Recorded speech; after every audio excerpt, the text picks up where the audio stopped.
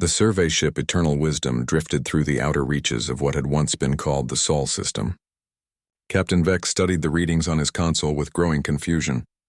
His species, the Corvani, had mapped millions of star systems across the galaxy, but this one was different. The third planet from the star showed signs of ancient civilization, yet no life signatures registered on any of their instruments. "Captain, we're detecting massive metallic signatures at the edge of the system," announced Navigator Tam, his forearms dancing across multiple control panels. "The readings are unlike anything in our database." Vex straightened in his command chair, his elongated skull tilting with curiosity.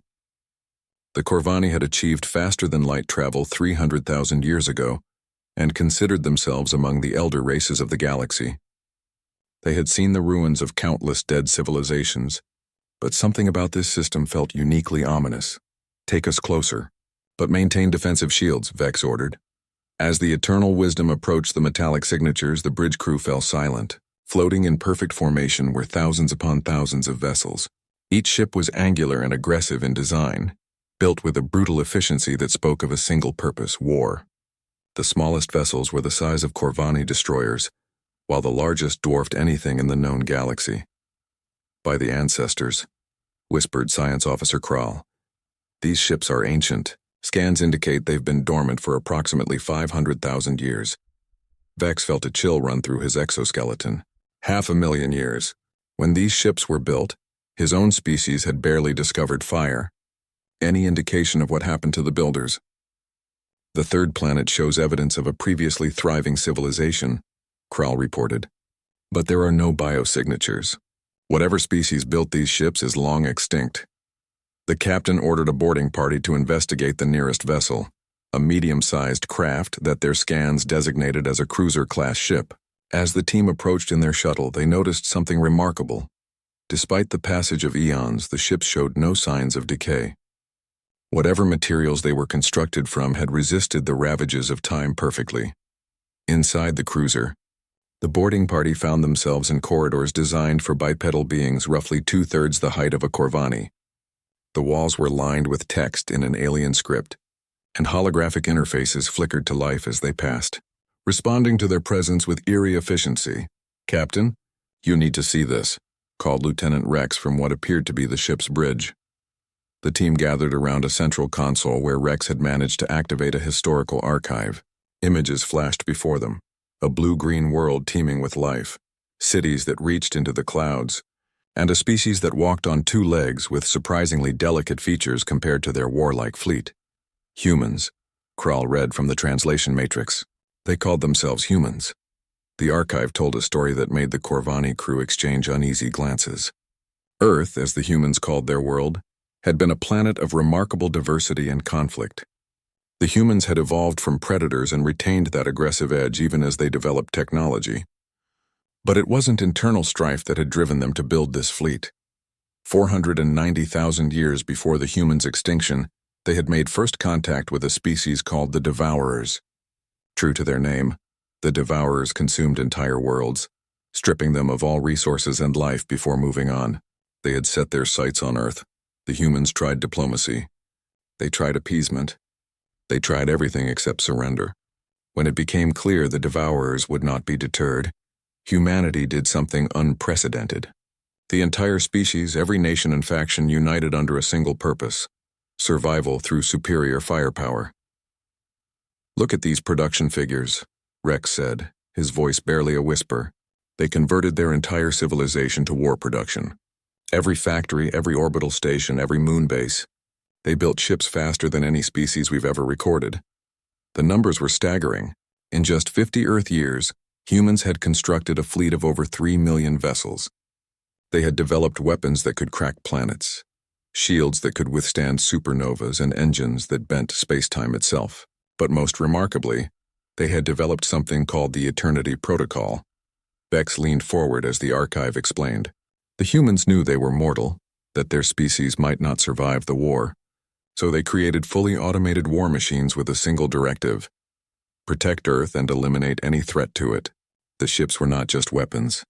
They were tombstones, monuments to humanity's refusal to go gentle into that dark night. The war with the Devourers had lasted 300 years. The archive showed battle after battle, each more devastating than the last. Entire star systems were reduced to debris fields. The Devourers, who had consumed 1,000 civilizations before encountering Earth, found themselves facing an enemy that grew stronger with every loss, more determined with every setback. "Captain," Krall interrupted, his voice tight with alarm. "I'm detecting movement throughout the fleet. The ships are powering up. On every vessel in the massive fleet, lights began to flicker on. Weapon systems that had slept for 500,000 years hummed to life. Shields sparked into existence around hulls that had waited patiently through the ages. The boarding party rushed back to their shuttle as the human cruiser's internal systems fully activated. A holographic figure appeared on the bridge, a recording of a human admiral whose eyes held a weariness that transcended time. "To anyone who finds this fleet," the admiral said, the translation matrix converting his words to Corvani, "know that humanity is gone. We won our war. The Devourers are extinct, but the cost was everything. Our world is dead. Our people are dust, but our promise remains. This fleet will stand guard for eternity. Any species that comes in peace will find here the history of Earth and the knowledge we preserved. Any species that comes as conquerors will find that humans may be extinct, but humanity's wrath is eternal." Back aboard the Eternal Wisdom, Vex ordered an immediate retreat to a safe distance. As they withdrew, they watched in awe as the massive fleet reorganized itself. Ships that had been dormant for eons moved with perfect precision, taking defensive positions around the dead world they still protected. "Should we report this to the Galactic Council?" Tam asked. Vex was quiet for a long moment, watching the human fleet. Here was a species that had faced extinction and chose to become something else, something that would outlast death itself. They had transformed their epitaph into an eternal guardian. "We report everything," Vex decided, "but we also recommend this system be marked as a protected zone." These humans earned their rest. As the Eternal Wisdom prepared to leave the system, Krall made one final discovery in the data they had downloaded.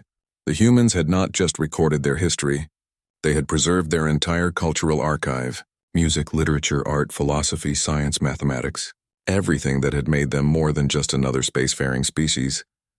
"They knew," Krall said softly. "They knew they would die, but they made sure something of them would remain. Not just the weapons, but the beauty too." The last transmission they received as they reached the system's edge was from the fleet's central command ship. It was a simple message, broadcast in every known language in the galaxy and many that weren't. "Earth remembers. Earth endures. Earth protects." The Corvani ship jumped to faster than light speed, leaving behind the silent sentinels of a dead race. But Vex knew they had witnessed something profound. The humans were gone, but they had achieved a form of immortality that no other species had managed.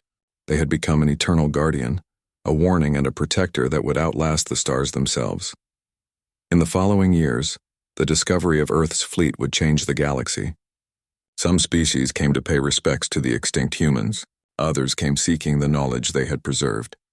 A few came with conquest in mind, only to discover that the human fleet's weapons were as functional as the day they were built. The Galactic Council eventually established a permanent observation post near the system, staffed by scholars and historians who studied the human archives.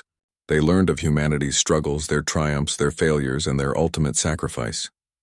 They learned of concepts like mutually assured destruction, peace through strength, and the human saying, "Si vis pacem, para bellum," if you want peace, prepare for war.